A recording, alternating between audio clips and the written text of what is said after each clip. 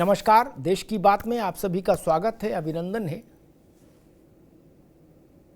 आरक्षण का मुद्दा जिसको फल जाए उसकी बल्ले बल्ले, और जिसको न फले उसके लिए समझ लीजिए शनि की 7.5।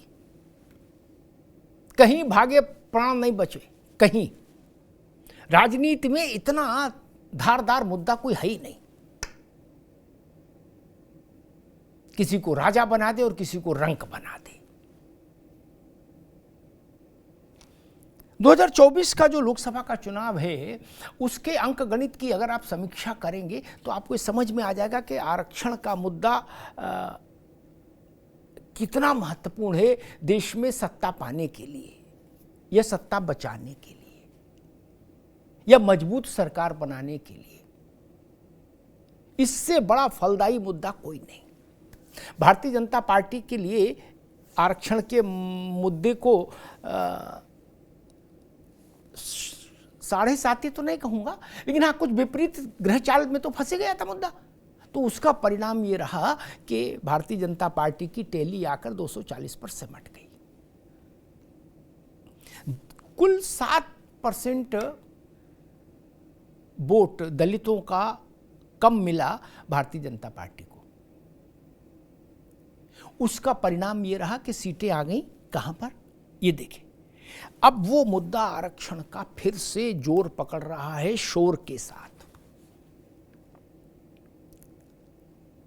24 में जिन लोगों ने आरक्षण के मुद्दे को अपने पक्ष में भुनाया था, इंडिया गठबंधन, विशेष तौर पर कांग्रेस, राहुल गांधी, और राज्यों में अखिलेश यादव जैसे नेता, उनकी पार्टी, अब इस बार पाला बदल गया। अब आरक्षण का मुद्दा कांग्रेस के लिए चिंता का कारण बन गया है, और वो भी just because of Rahul Gandhi के कारण। कई बार होता है कि आप ऐसी बात बोल जाते हैं कि जिसके बाद फिर उम्र भर सफाई दीजिए, किसी सफाई से कोई बात बनती नहीं। अब यूं तो राहुल जी का विदेश यात्रा और विवाद से गहरा नाता है कि जब वो विदेश में जाएंगे तो कोई न कोई विवाद होगा, लेकिन इस बार उन्होंने आरक्षण के छत्ते को छेड़ दिया और उन्होंने कहा कि जब भारत में वैसी स्थिति बन जाएगी, बेहतर स्थिति बन जाएगी, भारत निष्पक्ष हो जाएगा, तो हम आरक्षण समाप्त करने पर सोचेंगे। और आरक्षण ही अकेला रास्ता नहीं है एम्पावरमेंट के लिए, और भी कई रास्ते। अब इस पर बवाल मचना तय था तो मच गया। अब प्रश्न खड़ा होता है कि कांग्रेस और आरक्षण, इनका अतीत में रिश्ता कैसा रहा है ये समझने का। राहुल गांधी की सफाई, कांग्रेस की सफाई कि हम आरक्षण के पक्ष में हैं और हमारे तो रोम रोम में आरक्षण बसा है, आदि आदि। इसकी जनता के भीतर कैसी प्रतिक्रिया होगी, इसको समझने के लिए हमें कांग्रेस और आरक्षण के इतिहास में जाना होगा। दलितों को जो आरक्षण हासिल है वो संविधान का हिस्सा है। आदिवासियों को जो आरक्षण हासिल है वो भी संविधान का हिस्सा है। आदिवासियों को जो आरक्षण हासिल है उसकी व्यवस्था अंग्रेजों के समय से चली आ रही, और दलितों के लिए आरक्षण भी अंग्रेजों ने तय कर दिया था। बीच में गांधी जी का आमरण अनशन आता है, फिर पूना पैक्ट आता है, और पूना पैक्ट में बात तय होती है कि 2 वोट का अधिकार दलित को। इस बात को अंबेडकर छोड़ दें, गांधी जी ने कहा, तो उसके बदले में क्या होगा दलितों के लिए, तो कहा कि भाई उसके बदले में दलितों को आरक्षण मिलेगा।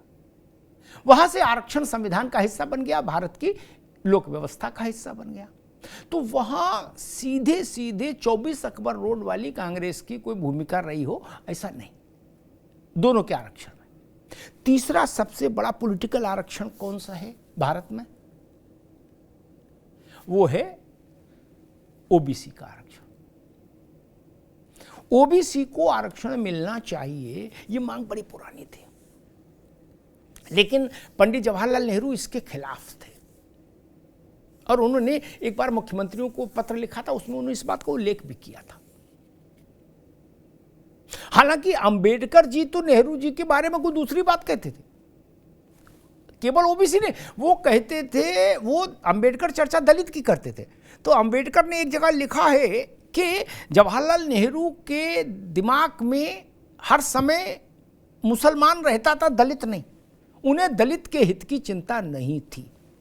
ये आरोप बाबा साहब ने लगाया जवाहरलाल नेहरू पर। छोटा आरोप नहीं है कि नेहरू जी को मुसलमान की चिंता तो है, अंबेडकर कह रहे, लेकिन नेहरू को दलित की चिंता नहीं। नेहरू को दलित की चिंता नहीं। ये आरोप कौन लगा रहा है? बीजेपी का कोई प्रवक्ता वक्ता नहीं, अपने समय के सबसे बड़े चेहरे भारत की राजनीति के अंबेडकर। तो अब बात आ रही थी ओबीसी की कर रहे, तो ओबीसी पर कांग्रेस ने क्या किया? कांग्रेस ओबीसी को रिजर्वेशन देने की हर मांग को नकारती रही, ठुकराती रही, उसके खिलाफ खड़ी रही। लेकिन एक स्थिति ऐसी आई जब जनता पार्टी की सरकार आई, इंदिरा गांधी हारी 77 में, तो वो बनाया कि पिछड़ों की स्थिति का मूल्यांकन करने के लिए, पिछड़े कहाँ हैं, कैसे हैं, किस स्थिति में हैं, इसको जानने समझने के लिए बीपी मंडल की मंडल आयोग बन गया, कमीशन बीपी मंडल की अध्यक्षता में। उसकी रिपोर्ट आ गई, लेकिन जब तक रिपोर्ट आई तब तक इंदिरा जी वापस आ चुकी थी सरकार में, समझिएगा। और इंदिरा जी ने उस रिपोर्ट को काले कपड़े में लपेट के अलमारी के नीचे डाल दिया। देश भर में हंगामा मचता रहा कि ओबीसी को रिजर्वेशन होना चाहिए। इंदिरा जी ने कहा नो। फिर रिजर्वेशन मिला कब ओबीसी को? तब मिला जब इंदिरा गांधी की सरकार, कांग्रेस की सरकार विदा हो चुकी थी और देश का शासन बीपी सिंह के हाथ आया, भारतीय जनता पार्टी और लेफ्ट पार्टीज के सहयोग से। तब मंडल आयोग की सिफारिशें लागू की गई। लेकिन तब भी राजीव गांधी ने 6 सितंबर 1990 को, जिस दिन ये पेश हुआ था, मंडल आयोग की सिफारिशें लागू करने वाला विधेयक बीपी सिंह ने पेश किया था उनकी सरकार ने, उसके विरोध में उन्होंने ये ऐतिहासिक भाषण दे डाला और उन्होंने कहा कि भाई ये तो देश तोड़ने वाला प्रयास है, देश तोड़ने वाली व्यवस्था है, कांग्रेस इसको मंजूर नहीं कर सकती। ये फूट डालो, समाज में फूट डालने की कोशिश है, राजीव गांधी ने कहा।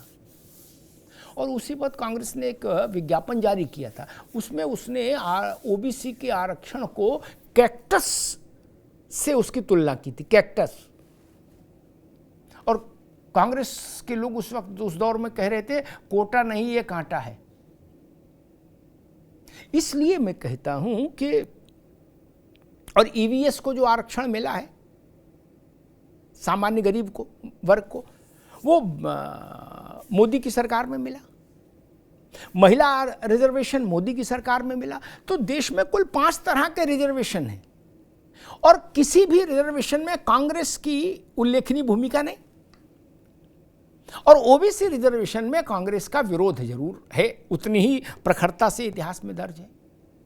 तो राहुल गांधी जब आरक्षण पर बोले तो चूंकि कांग्रेस का इतिहास, कांग्रेस की पृष्ठभूमि, और विशेष तौर पर कांग्रेस में भी मैं कहूंगा गांधी नेहरू परिवार की जो वैचारिक धारणा रही है वो प्रो आरक्षण कभी नहीं रही। जवाहरलाल जी ने मुख्यमंत्रियों को चिट्ठी लिखी आरक्षण के खिलाफ। इंदिरा गांधी ने जाति व्यवस्था को खारिज किया, उन्होंने कहा जात का कोई मतलब ही नहीं, जात पर ना पात पर, इंदिरा जी की बात पर मोहर लगेगी हाथ पर। और राजीव गांधी ने, उन्होंने मंडल आयोग की सिफारिशों का दृढ़ता से, पूरी मुखरता से, तीखेपन से लोकसभा के पटल पर विरोध किया। तो ऐसे में इस परिवार के ही वारिस हैं राहुल जी। अब अगर वो अचानक से आके कहते हैं कि अगर ऐसा हुआ तो हम आरक्षण खत्म करने की सोचेंगे, तो आरक्षित वर्ग के कान खड़े हो जाना स्वाभाविक है, सहज है कि क्या आप ऐसा सोच रहे हैं? क्यों? फिर उनके दिमाग में नेहरू जी, इंदिरा गांधी, राजीव गांधी सबके पुराने किए आए चीज़ें फिर से पुनर्जीवित हो जाती हैं। फिर उनको लगता है कि हाँ, इनका माइंडसेट तो आरक्षण विरोधी है क्या, तो ऐसा हो भी सकता है। यहीं से शक का बीज आरक्षित वर्ग के मन में पनपने लगता है। कांग्रेस के लिए यही संकट का कारण है। बड़ी मुश्किल से राहुल गांधी ने ये एक चित्र खींचा था कि हमारे पुरखों ने जो किया सो किया, लेकिन हम तो जाति को समर्पित हैं, जाति जनगणना को समर्पित हैं, रिजर्वेशन को समर्पित हैं, ओबीसी को समर्पित हैं, पीडीए को समर्पित हैं। बड़ी मुश्किल से वो अपनी गाड़ी को थोड़ा टर्न लेके आ रहे थे और अचानक से ये एक्सीडेंट हो गया। विदेश की धरती पर उन्होंने आरक्षण की ऐसी व्याख्या कर दी कि अब उस पर देश भर में हाय हाय हो रही है। तो क्या कांग्रेस के लिए आरक्षण का ये जो मसला है, ये कांग्रेस की भविष्य की संभावनाओं पर ग्रहण लगा सकता है? बड़ा प्रश्न है। आने वाले चुनावों में इसकी ध्वनि दिखाई देगी। कांग्रेस कैसा प्रदर्शन करती है? अभी तो कुछ राज्यों में चुनाव होने हैं, 5 राज्यों में। एक जनवरी अब से लेकर जनवरी तक 5-6 राज्यों में चुनाव होंगे। वहाँ से भी एक तस्वीर उभरेगी कि राहुल गांधी के इन वक्तव्यों के बाद अब देश का आरक्षित वर्ग कैसे सोच रहा है, कैसे रिएक्ट कर रहा है। तो इस पर नज़र रखनी होगी देश को। धन्यवाद।